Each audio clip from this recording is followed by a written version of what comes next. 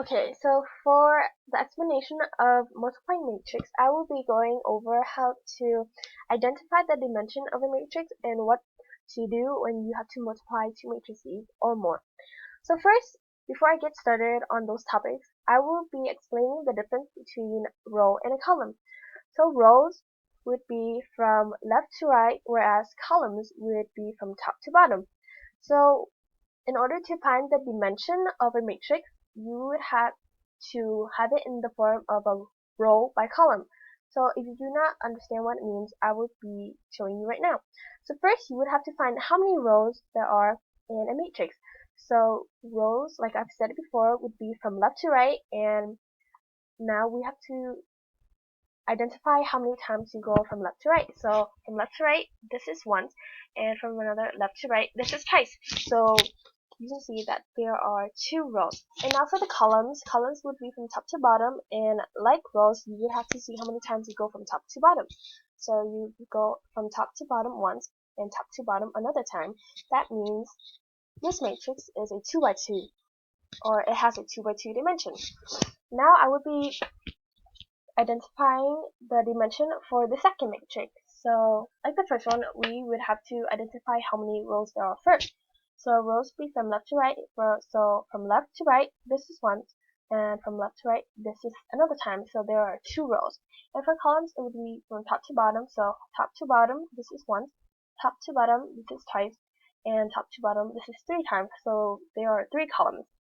So this matrix would be a 2 by 3 or have a 2 by 3 dimension. So now I would be going into what to do when you have to multiply matrices.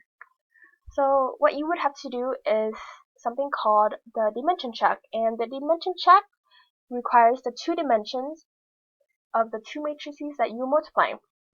So before you get started on multiplying the matrix, you have to see if there is a valid answer or not. So what you have to do is check these two numbers, and those two numbers would be the number of the column for your first matrix and the number of rows for your second matrix. And when you find those two numbers, they have to be the same in order to actually multiply both matrices and get an answer. However, in some instances, those two numbers will not be the same, and in those cases, if the numbers are not the same, then there would be no solution.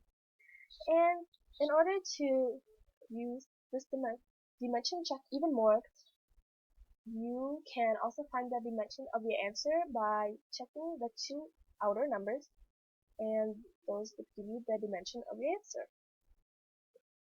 Okay, so for our fifth example, we have these two matrices.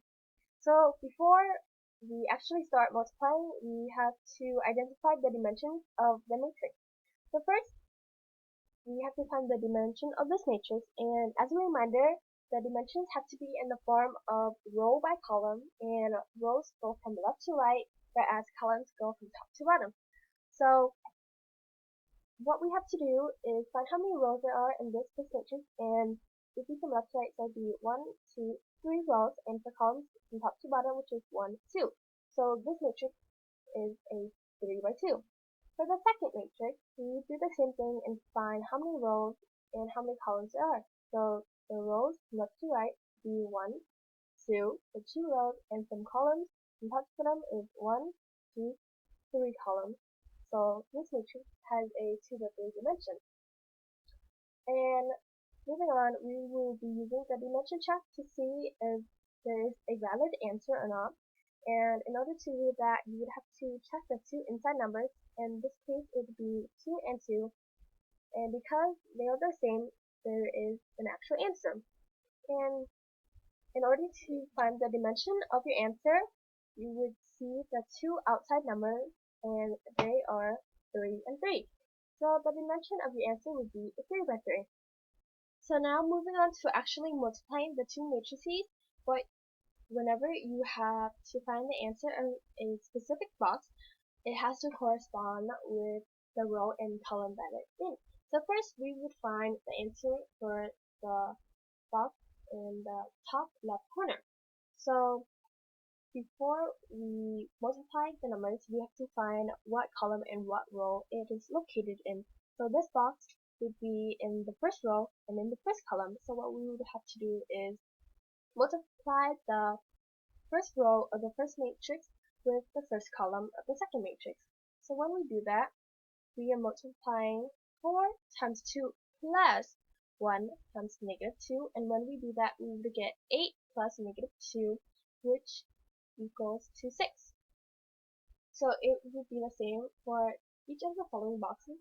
And for the second box, it is in the first row and in the second column, and we would be multiplying the first row of the first matrix with the second column of the second matrix. So when we do that, we are multiplying 4 times 7 plus 1 times 1. And when we do that, we would get 28 plus 1, and it would equal 29. As for the third box, which is in the top right corner, it is in the first row in the last column. So what we would have to do is multiply the first row of the first matrix with the last column of the second matrix. And when we do that, we are multiplying 4 times 5 plus 1 times negative 9, which equals to 20 plus negative 9, which ends up in 11.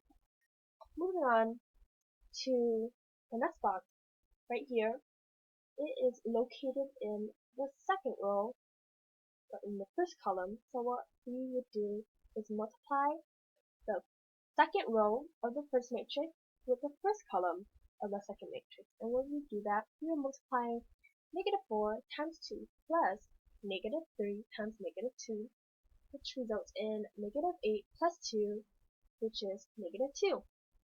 For the next box, it is still in the second row, but this time in the second column. So like all of the other boxes, we would multiply the second row of the first matrix with the second column of the second matrix, and you are multiplying negative 4 times 7 plus negative 3 times 1, and you would get 28, or negative 28, I mean, plus negative 3, and that would equal negative 31. For the last box, it is located in the second row and in the third column.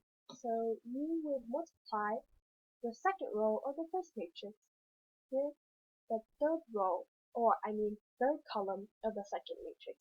And when you do that, you're multiplying negative 4 times 5 plus negative 3 times negative 9, and you would get negative 20 plus 27, which is 7. Moving on to the last row, this box right here is located in the third row of the first column. So you would have to multiply the last row of the first matrix with the first column of the second matrix. And you are multiplying 0 times 2 plus 8 times negative 2, which gets 0 plus negative 16, which equals negative 16. For this box right here, it is located in the last row and in the second column. So you are multiplying the last row of the first matrix with the second column of the second matrix. And you are multiplying 0 times 7 plus 8 times 1, which gets 0 plus 8, which is 8. Lastly, in this box, it is located in the last row and in the last column. So you are multiplying the last row of the first matrix with the last column of the second matrix. And you are multiplying 0 times 5 plus 8 times negative 9. You get 0 plus negative 72, which is negative 72.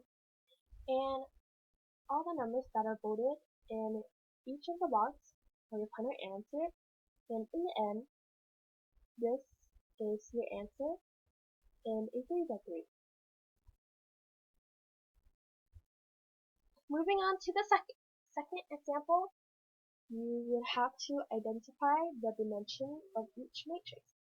So dimensions are in the form of row by column, so you would have to identify how many rows there are and how many columns. So rows would be from left to right, which means there's 1, 2 rows, and for columns, which is top to bottom, 1, 2. So this matrix is a 2x2. For the second one, we are doing the same thing when we find the dimension and we find how many rows there are from left to right, which means there are 1, 2, 3 rows. And for columns, which is from top to bottom, which is 1, 2 columns. So this matrix is a 3 by 2. However, when we do the dimension check and we see the two numbers on the inside, they are 2 and 3. And in that case, 2 does not equal 3, which means there is no solution.